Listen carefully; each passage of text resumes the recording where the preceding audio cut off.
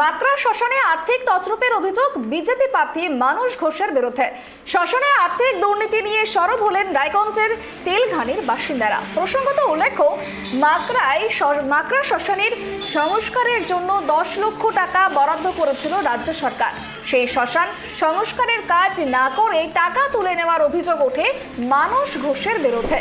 আগামী 10 জুলাই রায়গঞ্জ বিধানসভায় হতে চলেছে ভোট গ্রহণ এবং 13 জুলাই হবে ভোট গণনা।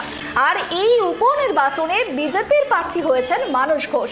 এবার নির্বাচনের পূর্বে বিজেপির প্রার্থীর বিরুদ্ধে আর্থিক তছরূপের অভিযোগে যথেষ্টই চাপে পড়বে বলেই তিনি মত রাজনৈতিক মহলের। মাকড়া শ্মশানে আর্থিক তছরূপের অভিযোগ বিজেপি প্রার্থী মানস ঘোষের বিরুদ্ধে। এই বিষয় নিয়ে আমরা কথা বলবো। আমাদের সঙ্গে টেলিফোন লাইনে রয়েছে আমাদের প্রতিনিধি বিক্রম। রায়গঞ্জ বিধানসভায় উপনির্বাচন, তার আগে বিজেপি প্রার্থীর বিরুদ্ধে আর্থিক তছরূপের অভিযোগ, কি জানা যাচ্ছে এই বিষয়ে, কি বলবেন?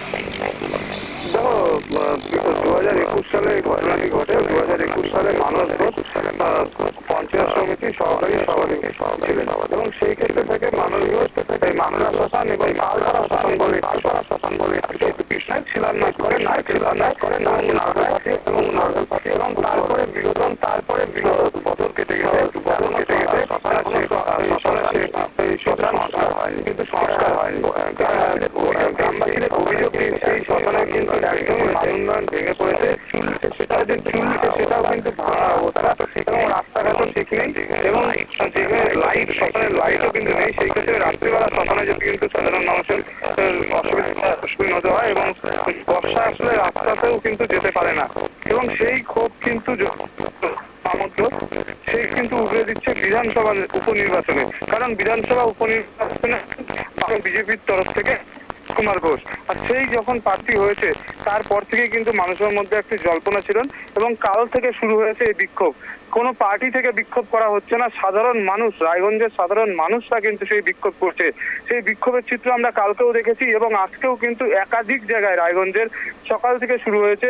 সকালে বগুড়াম মোড়ে এবং দুপুরের তেলঘানি মোড়ে কিন্তু সেই বিক্ষোভ দেখায়, টায়ার জ্বালিয়ে বিক্ষোভ করা হচ্ছে। এই মানস ঘোষের বিরুদ্ধে একাধিক দুর্নীতির অভিযোগ তুলে কিন্তু তারা পথে নেমেছে। ধলতা নিয়ে একটি অভিযোগ রয়েছে এবং সাধারণ মানুষের জব কার্ডের টাকা নিয়ে একটি দুর্নীতি করেছে সেটার অভিযোগ রয়েছে।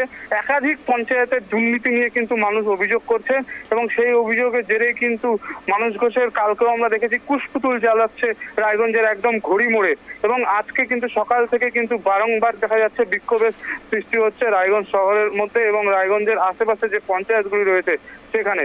অবশ্যই সাধারণ মানুষের দাবি যে একটি ভোটও মানস ঘোষকে দেওয়া যাবে না, কারণ মানস ঘোষকে যদি ভোটে জিতানো হয় তাহলে আবারও তিনি দুর্নীতি করবেন, উন্নয়নের কোনো কাজ করবেন না, তিনি দুর্নীতি করে বেড়াবে। সেই কারণে বিক্রম, আরেকটা বিষয় জানতে চাইবো, এই যে তুমি বললে যে সাধারণ মানুষই এই বিক্ষোভ দেখাচ্ছে, সেক্ষেত্রে যেহেতু সামনেই উপনির্বাচন আর হাতে মাত্র কয়েকটা দিন, এই উপনির্বাচনে কি এই বিক্ষোভের প্রভাব পড়তে পারে? মূল কংগ্রেস এবং তাদের প্রভাব কিন্তু এই ভোট ব্যাংকটা, যে বিজেপির যে ভোট ব্যাংকটা রয়েছে, এই সাধারণ মানুষ বিক্ষোভ দেখাচ্ছে সেটা কিন্তু সাধারণ মানুষের মধ্যে প্রভাব পড়ছে এবং সেই ক্ষেত্রে কিন্তু তৃণমূলের কিন্তু পাল্লা ভারী হচ্ছে বলা যেতেই পারে। কারণ এই যে যারা লোকসভা নির্বাচন সেখানে দেখা গিয়েছে রায়গঞ্জ বিধানসভা কিন্তু 7,000 ভোটের একটা ডিফারেন্স রয়েছে। এই ডিফারেন্সটা কিন্তু এই যে দুর্নীতিগুলি প্রকাশ্যে আসছে, সেই ক্ষেত্রে যারা বিজেপির সমর্থকরা ছিল তাদের কিন্তু চোখ খুলে দিচ্ছে এই রায়গঞ্জের সাধারণ মানুষরা। সেই ক্ষেত্রে কিন্তু সেই বিজেপির যারা ভোটাররা ছিলেন এবং যারা সমর্থক ছিলেন তাদেরও কিন্তু চোখ খুলছে, কারণ তারা বুঝতে পারছে যে এইভাবে দুর্নীতি করেছে মানস ঘোষ। একদম প্রকাশ্যে প্রায় 10 লক্ষ টাকার কিন্তু শ্মশানের এই উন্নয়ন করার জন্য তোলা হয়েছে, সেই টাকা কিন্তু এখনো পর্যন্ত সেই শ্মশানের কিন্তু কাজ হয়নি। সেই ক্ষেত্রে থেকে কিন্তু তৃণমূল কংগ্রেসের কিন্তু ঠিক না ভারী হচ্ছে। বেশ, অনেক ধন্যবাদ আমাদের সঙ্গে থাকার জন্য। যেমনটা জানা গেল যে বিজেপি প্রার্থী মানস ঘোষের বিরুদ্ধে এবার আর্থিক তছরূপের অভিযোগ। শ্মশানের জন্য যে টাকা বরাদ্দ করা হয়েছিল শ্মশান সংস্কারের জন্য রাজ্য সরকারের পক্ষ থেকে, সেই টাকা তিনি তছরূপ করেছেন, শ্মশানের কাজ না করে সেই টাকা তুলে নিয়েছেন, এমনই অভিযোগ তুলে বিক্ষোভ দেখাচ্ছেন দফায় দফায় রায়গঞ্জের বাসিন্দারা।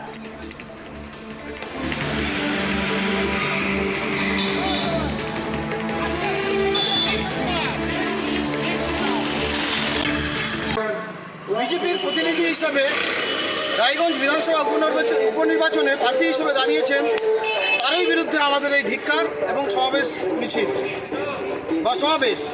আমরা জানি আমাদের সব থেকে পবিত্র এবং সব থেকে যেটাকে আমরা জীবনের শেষ পর্যায়ে অর্থাৎ জীবনের শেষ প্রান্তে গিয়ে যেখানে আমরা আশ্রয় নিই, যেটা হচ্ছে শ্মশানঘাট। সেই শ্মশানঘাটের টাকা যিনি মেরে খেতে পারে, আগামী দিনে যদি তিনি প্রতিনিধি হিসেবে নির্বাচিত হয়, তাহলে আজকে আমাদের সমস্ত রায়গঞ্জবাসী আমরা তার দ্বারা কিভাবে বঞ্চিত হব। তাই সমস্ত হিন্দু সম্প্রদায়ের কাছে, আমাদের হিন্দু সম্প্রদায় থেকে, হিন্দু সংগঠন থেকে একটা বার্তা, আপনারা এই লোককে, এই মানুষকে, এই মানস ঘোষকে আপনারা বঞ্চিত করুন।